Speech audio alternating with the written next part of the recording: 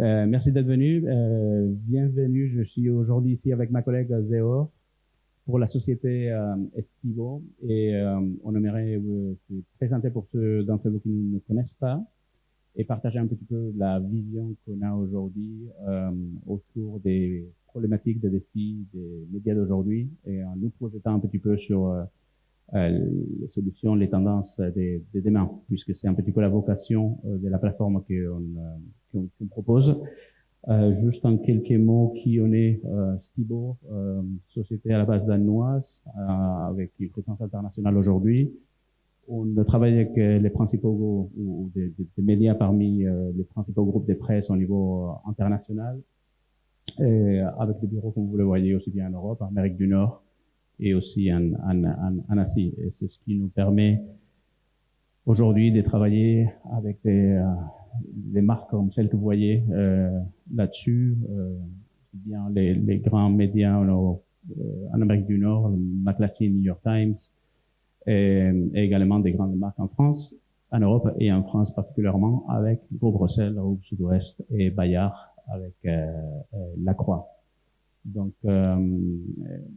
aussi, pour ceux qui connaissent un petit peu plus à l'international, vous voyez également là des grandes marques au niveau européen et aussi international que vous pouvez identifier.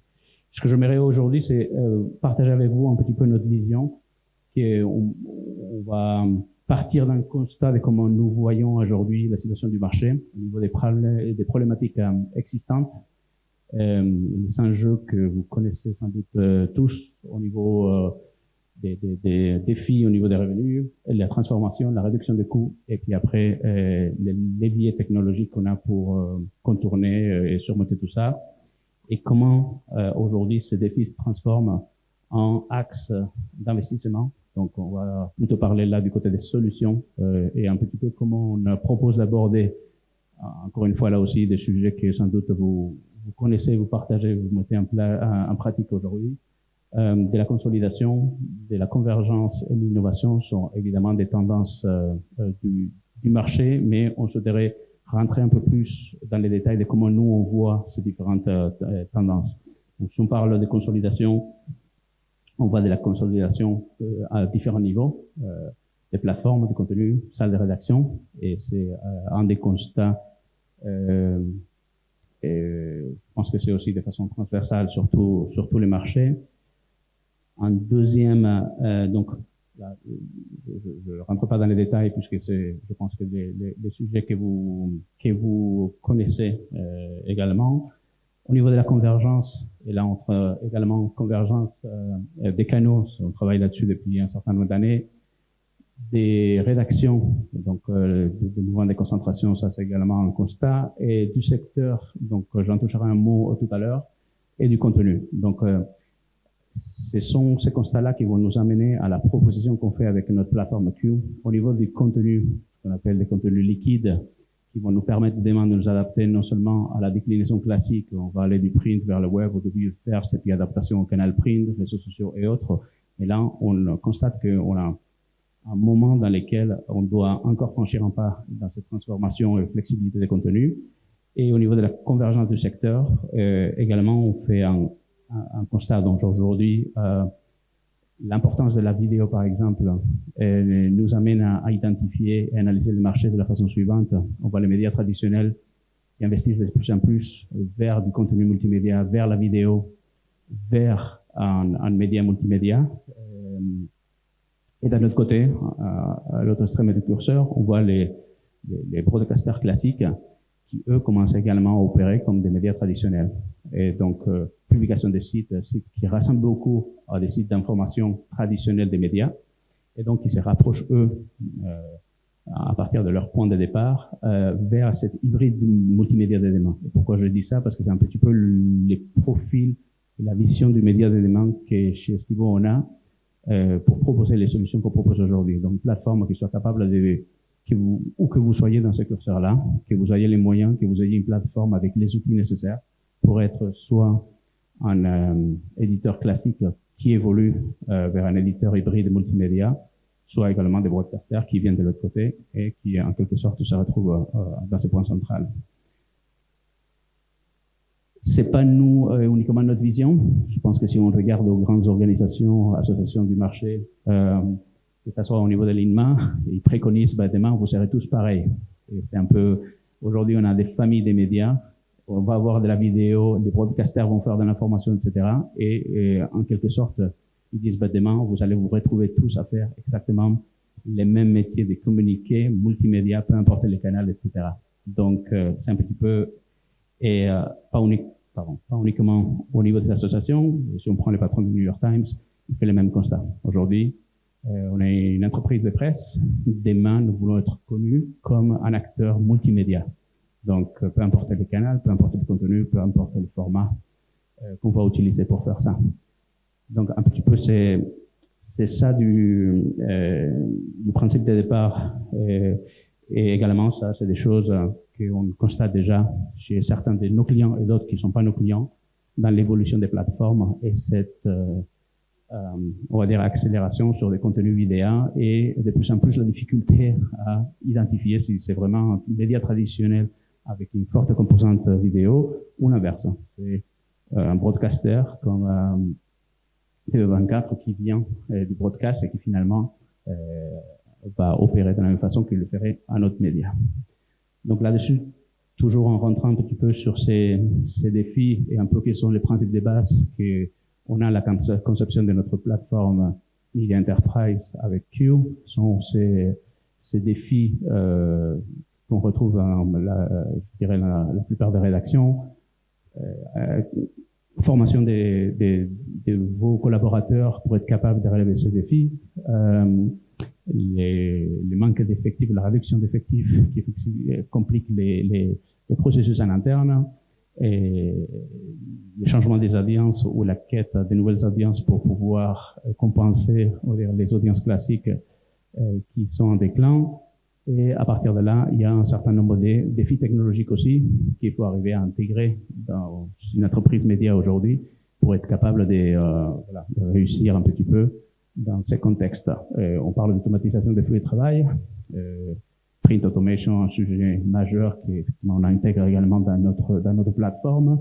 L'adoption de l'IA, je ne vais pas vous en parler parce que c'est partout dans toutes les conférences en ce moment du secteur qu'on va insister là-dessus. C'est effectivement également des capacités qu'on intègre actuellement dans notre plateforme. Mais en plus de ça, il y a des fondamentaux, je dirais. On intègre également un système d'archives, un système d'ARM dans notre plateforme. Il y a la duplication d'outils pour l'archivage des contenus, la réutilisation de ces contenus pour être capable d'adresser n'importe quel canal sans faire de duplication au niveau de ces actifs.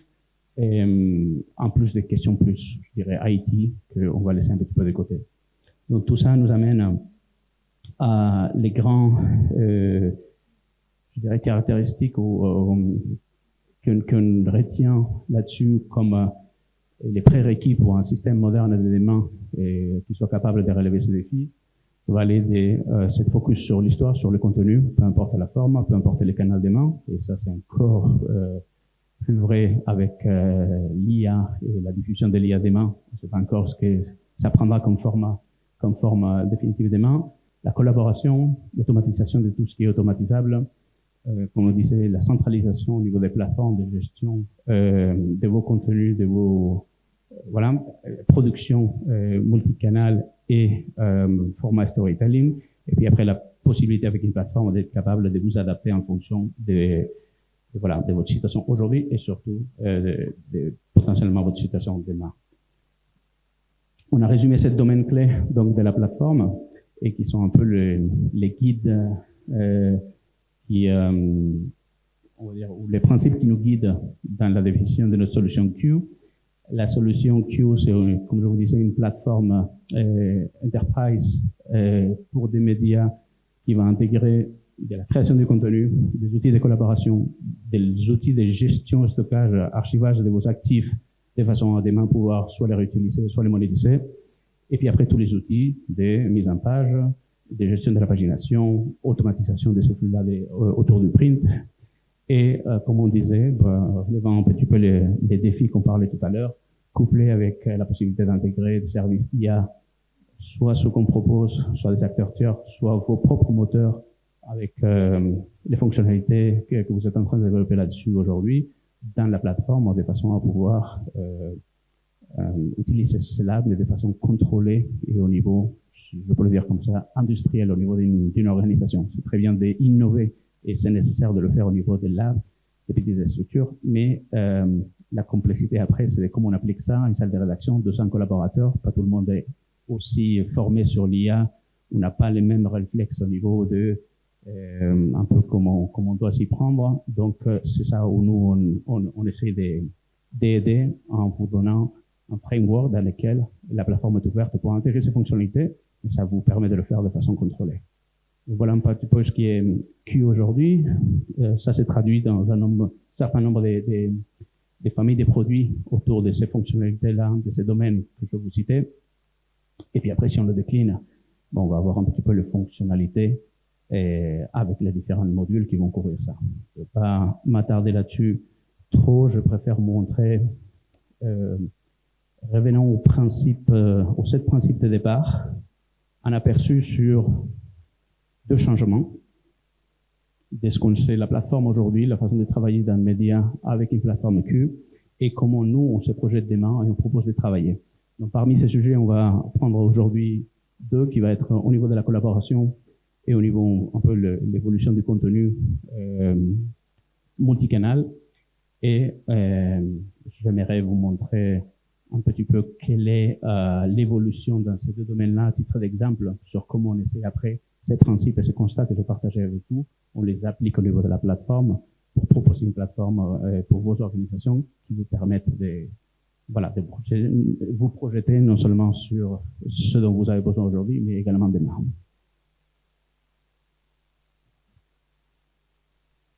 Donc, les premiers points, évolution du contenu. Donc, on va dire de la production individuelle vers un journalisme centré sur l'histoire. J'avais un client qui posait, un prospect qui posait la question, si demain on change pour un système éditorial, pourquoi on irait changer sur un autre système éditorial pour faire des articles? Et justement, c'est un constat très pertinent. On ne sait pas si demain ça va être l'article, l'élément, l'objet autour duquel on va organiser les flux de travail et votre organisation. C'est encore l'évolution et les besoins qu'on a essayé de résoudre avec la déclinaison du contenu de façon classique. Donc ça, c'est où on vient, que ça soit du digital first ou que ça soit des médias avec une composante print et une adaptation au canal. On va aller, et ça, pour le coup, c'est pas parce qu'on se projette sur l'avenir qu'on soit pas capable de traiter cette situation-là et ces contextes de façon très efficace. C'est comment on a travaillé, comment on propose de travailler aujourd'hui avec Q, mais on pense qu'il est temps aussi de se projeter sur une façon différente de le faire pour l'avenir. Donc aujourd'hui, on va voir de façon classique des composants au niveau de la structure d'un article, d'une histoire, que vous allez sélectionner et adapter pour chacun des canaux. D'accord ? Vous avez la petite indication IA, donc effectivement aujourd'hui, du audio to text, text to audio. Ça, c'est également des fonctionnalités qu'on peut intégrer aujourd'hui de façon claire, mais probablement l'étape suivante, c'est effectivement ne plus avoir cette adaptation structurée des contenus, mais directement à l'assistance de l'IA. Et c'est pas l'étape de demain. Ça, c'est des fonctionnalités qui sont intégrées déjà dans la plateforme. Il y a une façon de faire dans laquelle vous avez une IA qui vous dit, donne-moi une version Facebook avec tel ton pour mon article et de façon très rapide créer les variantes dont vous avez besoin. Nous, on affine un petit peu plus et on pense que la structure de vos contenus reste quand même importante et il faut au niveau sémantique garder un petit peu plus les contrôles sur chacun des éléments. D'accord ? Les titres, c'est un titre et même si on s'appuie avec l'IA pour proposer une variante, n'est pas la même chose que de dire donne-moi un papier et perdre complètement les contrôles sur la structure du contenu. Donc ça, c'est une évolution qui existe déjà aujourd'hui, mais sur laquelle on va accélérer. Le deuxième élément ou application pratique un petit peu de cette vision que je vous partageais, c'est un petit peu comment ça se traduit. Si demain, on est dans les contextes précédents dans lesquels, à l'aide de l'IA, c'est pas uniquement facile de faire 3 variantes, mais on peut faire une dizaine, une vingtaine.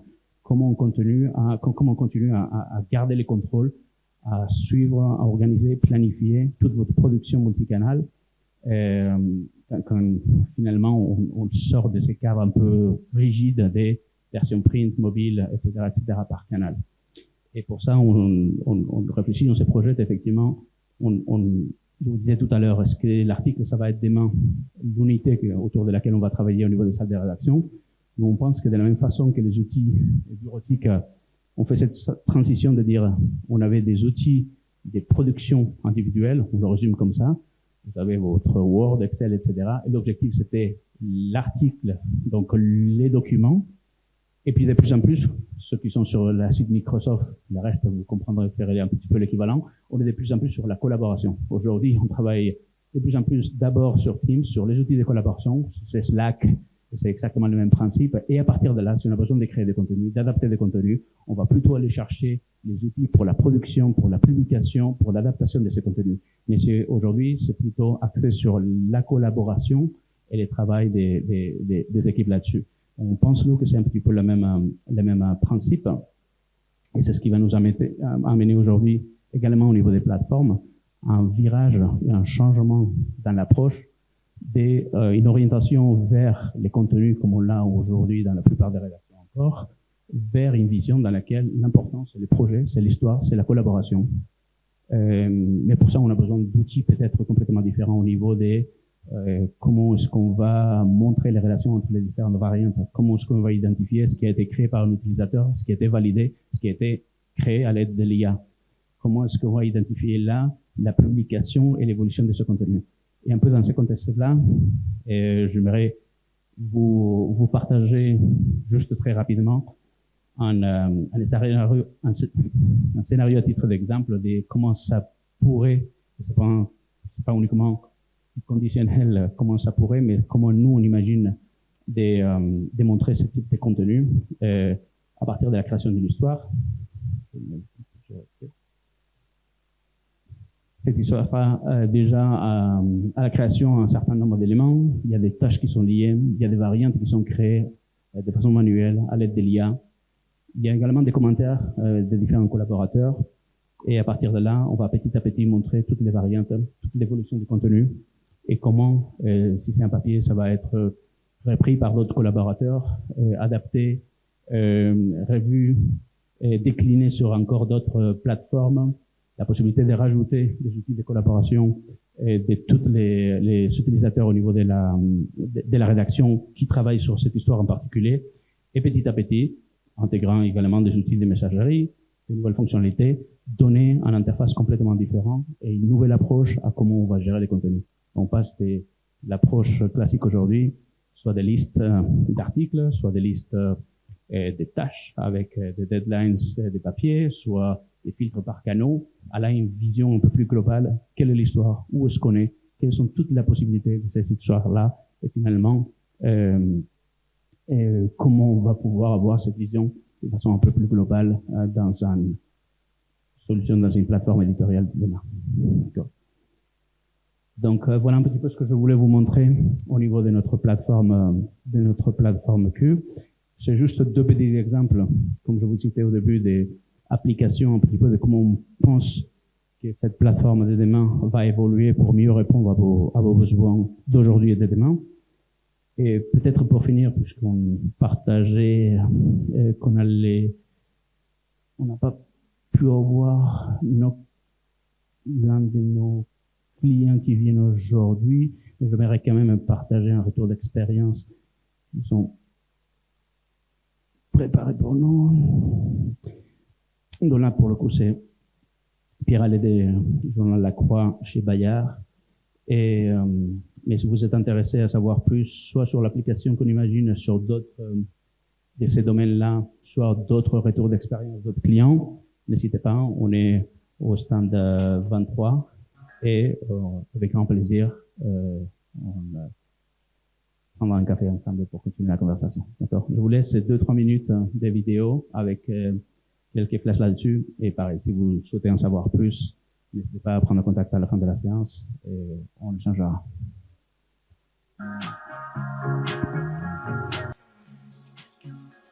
Alors donc Q, c'est l'outil central de production du quotidien à La Croix, donc.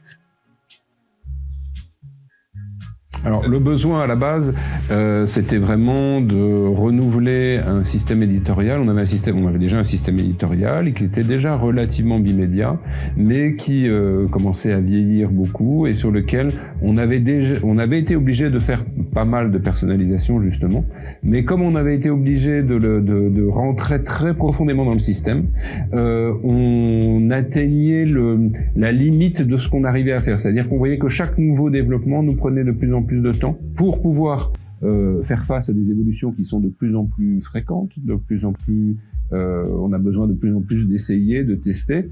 Il fallait qu'on reparte sur une base plus saine, avec un outil qui soit plus prévu pour être étendu et pour pouvoir être personnalisé. Et on a fait un peu le tour du marché. Et rapidement, c'est Q qui s'est imposé comme étant le meilleur outil pour faire ça. On a voulu effectivement que Q s'adapte bien à nos contenus, nos besoins. Donc on a effectivement pris la main sur la structure des contenus dans Q pour pouvoir reproduire la structure d'articles que nous voulions à la base. Et on a pu ensuite étendre un certain nombre de fonctions grâce effectivement à tous les points d'entrée que Q permet pour personnaliser la structure. Et effectivement, Q est particulièrement extensible, enfin par rapport à d'autres systèmes, et c'est relativement facile de prendre la main dessus et de rajouter ses propres fonctions. Qu'est-ce que ça a apporté? Je dirais que la première chose que ça a apporté à l'équipe éditoriale, ça a d'abord été une stabilité bien plus grande que ce qu'on avait avant. Ça paraît un peu basique, mais dans les faits, c'est quand même important. Auparavant, dans notre outil précédent qui commençait à accuser un peu son âge, on avait quand même régulièrement des problèmes. On arrivait le matin et il y avait quelque chose qui marchait pas, etc., etc. Aujourd'hui, on a un outil qui fonctionne bien tout le temps. C'est basique, mais c'est important. Et ensuite, ça nous a permis de commencer à faire des évolutions relativement rapides et de nous, en particulier, on a pu s'adapter et anticiper la refonte complète de notre site web. Le contact avec eux est quand même plutôt facile, simple. On a affaire en moyenne à des gens qui connaissent très bien leurs produits. Donc ça, c'est plaisant. Qui sont souvent qui ont souvent bien envie de transmettre. Voilà. Et ça, c'est important pour nous parce qu'il était important pour nous de vraiment essayer au maximum de prendre en main les choses pour avoir une indépendance qui nous permet de limiter les coûts, parce que c'est quand même quelque chose d'important, et aussi d'avoir une meilleure réactivité. Moi, je trouve que c'est très agréable de travailler avec les personnes de Q. C'est une entreprise qui a l'air de continuer à évoluer beaucoup. Ça, c'était quelque chose qui comptait beaucoup aussi dans le choix qu'on a fait, c'est-à-dire d'essayer d'aller vers une entreprise qui était bien installée sur le marché, qui tenait au marché.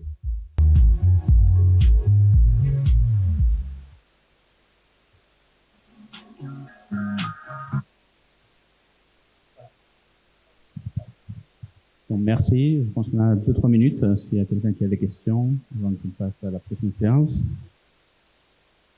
Non? Très bien. En tout cas, merci. Et